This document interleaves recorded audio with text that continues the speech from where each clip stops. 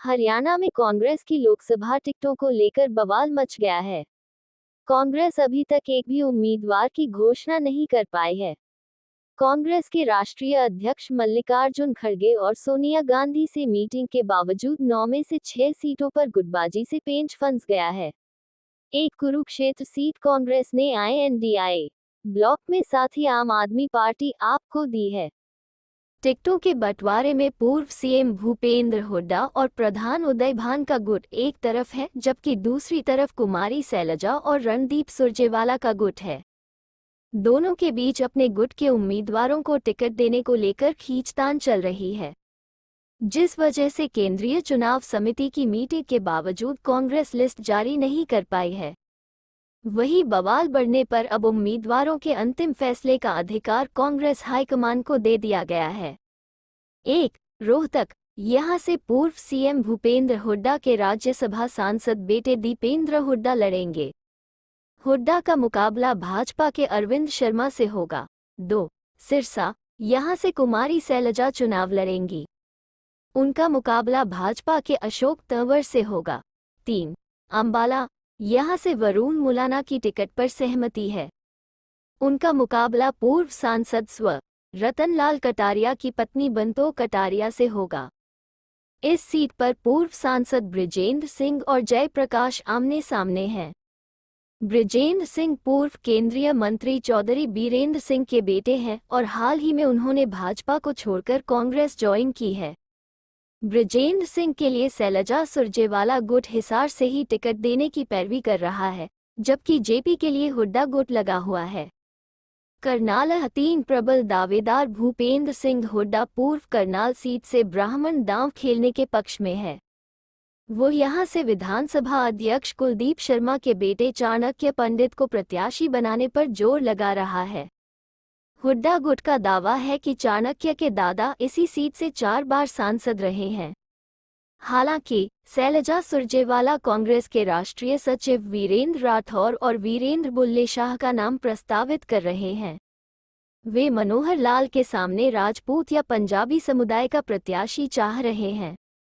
इनके अलावा एनसीपी के नेता वीरेंद्र मराठा के नाम पर भी चर्चा हुई है, लेकिन इंडिया गठबंधन में ये सीट मराठा को देने पर सहमति नहीं बन रही है। भिवानी महेंद्रगढ़ श्रुति दान सिंह दावेदार यहां से विधायक किरण चौधरी की बेटी और पूर्व सांसद श्रुति चौधरी और विधायक राव दान सिंह टिकट के प्रबल दावेदार हैं। शैलजा सुरजेवाला श्रुति के लिए टिकट पर अड़ा हुआ है, लेकिन हुड्डा गुट श्रुति का विरोध कर राव दान सिंह की पैरवी में जुटा हुआ है।